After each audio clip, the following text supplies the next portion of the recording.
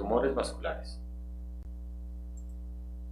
Los tumores vasculares son neoplasias que se originan de los vasos sanguíneos y linfáticos y nos van a llamar la atención porque se manifiestan como lesiones congénitas o de aparición súbita. También pueden aparecer de manera tardía, pueden ser benignas o sumamente agresivas, estar asociadas a malformaciones internas que no sean tan evidentes o pertenecer a algunos síndromes que ocasionan enfermedades más severas. Existen neoplasias que se presentan de manera casi exclusiva en pacientes con factores de riesgo como la inmunosupresión. Es el caso del sarcoma de Kaposi o después de la radioterapia en pacientes con carcinomas mamarios que pueden desarrollar angiosarcomas. Estos tumores se pueden originar ya sea de las estructuras propias del vaso, como el endotelio formando hemangiomas, de las estructuras de soporte que rodean los vasos, como el tumor glómico, o de las células adyacentes, como los pericitos. En general, desde el punto de vista patológico, los tumores benignos van a estar caracterizados por la formación de vasos revestidos de endotelio. Los tumores malignos, por el contrario, van a ser de un crecimiento más sólido, con células muy atípicas que van a tener áreas de necrosis y no van a formar vasos, sino hendiduras, por donde van a escapar los eritrocitos. Estos tumores tienen sobreestimuladas las vías relacionadas al factor de crecimiento derivado del endotelio y el factor de crecimiento derivado de plaquetas, que normalmente regulan la angiogénesis. Desde el punto de vista diagnóstico, los marcadores vasculares son el CD31, el CD34 y el factor de von Willebrand, que son marcadores de endotelio. Existen también trastornos benignos y trastornos pseudotumorales. Ejemplo de esto son las ectasias, que es un término general que describe la dilatación de un vaso, a diferencia de las telangiectasias, que son una dilatación permanente o una malformación y que no dependen cambios de la presión del sistema. Clínicamente las vamos a observar como pequeñas estrellas rojizas. Ninguna de estas dos lesiones es neoplásica. Los nevos flamígeros, que también se denominan como antojos o marcas de nacimiento, corresponden a ectasias vasculares que son planas, localizadas principalmente en cabeza y cuello y que remiten de manera espontánea conforme el individuo va creciendo. Si se fijan, en esta imagen la lesión tiene un patrón irregular en sus bordes, pero no es una lesión que sobresalga. La mancha en vino de Oporto también es una ectasia, ocasiona rugosidad en la piel y no remite. Cuando tiene la diseminación del nervio trigémino, está en relación con el síndrome de Sturge-Weber, y su importancia radica en la asociación con angiomas leptomeningios, dificultad cognitiva, convulsiones, hemiplegia y radiopacidades craneales. Un nevo flamígero en cara, por lo tanto, debe alertarla por la posibilidad de malformaciones internas. Independientemente de su asociación al síndrome de Sturge-Weber, estas están causadas por mutaciones en el factor de transcripción GNAC. Las telangiectasias en arañas van a constar de pequeños vasos con apariencia en una arañita y se manifiesta en pacientes con estados hiperestrogénicos, como puede ser la cirrosis y el embarazo. Las telangiectasias hemorrágicas hereditarias o síndrome de Oster-Weber-Rendu son dilataciones capilares o venosas presentes en la piel, mucosas del tubo digestivo y en vías respiratorias. También estas pueden romperse y debutar como trastornos hemorrágicos serios. Es un trastorno autosómico dominante con defecto en la señalización del factor de crecimiento transformante beta. Los tumores benignos son verdaderas proliferaciones vasculares, siendo los hemangiomas por mucho el tumor vascular más frecuente y de naturaleza benigna. Estos se van a dividir dependiendo del vaso que lo está originando, de tal manera que vamos a tener hemangiomas capilares, hemangiomas arteriales o arteriovenosos. Corresponden hasta el 7% de todos los tumores benignos que aparecen en la lactancia y en la infancia. Muchos de estos se pueden presentar desde el nacimiento y son lesiones localizadas a nivel de la cabeza y cuello. Cuando afecta grandes extensiones de la piel o de las mucosas se denominan angiomatosis. El hemangioma capilar es el más común de estos. Consiste en una proliferación vascular benigna en la cual los vasos tienen un diámetro de capilares pequeños y están espalda con espalda. Los podemos encontrar en sitios como piel, tejido subcutáneo o mucosa oral.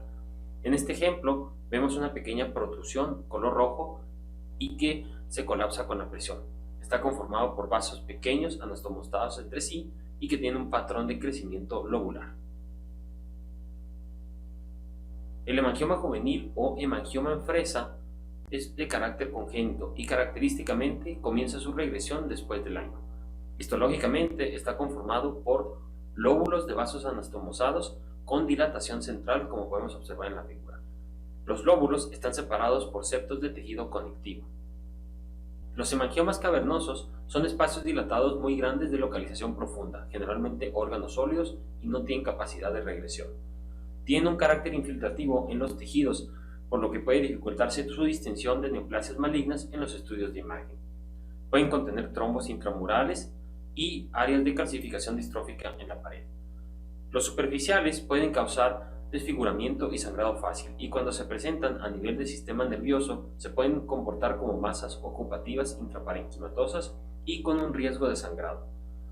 Son un componente del síndrome de von Hippel-Lindau y se pueden presentar a nivel del cerebelo, tallo cerebral, retina, páncreas e hígado. Desde el punto de vista histopatológico, a diferencia de otros hemangiomas, estos van a estar soportados por un tejido fibroconectivo. Y encontramos a los vasos infiltrando entre los elementos normales. En este ejemplo vemos tejido del sistema nervioso central y en el cual los vasos se separan en un patrón infiltrativo, a pesar de que histológicamente son completamente benignos. Esto hace que su resección sea muy difícil. Los granulomas piógenos o hemangioma capilar lobular están en el límite entre ser neoplasias o lesiones reactivas.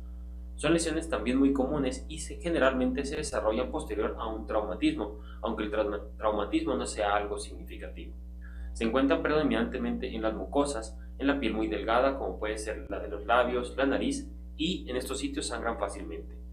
El granuloma gravidarum es una variedad que se da principalmente en las encías de pacientes embarazadas y que remiten tras el parto dejando un nódulo fibroso.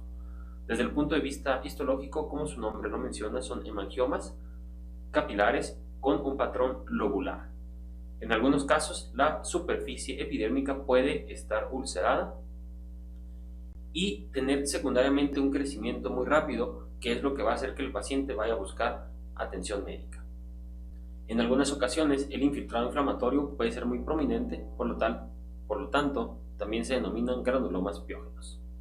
Los tumores de los vasos linfáticos, denominados linfangiomas, generalmente son lesiones benignas y también van a estar formadas por vasos pequeños de tipo linfático con una estructura definida de pared vascular y revestido por un endotelio con la presencia de valvas.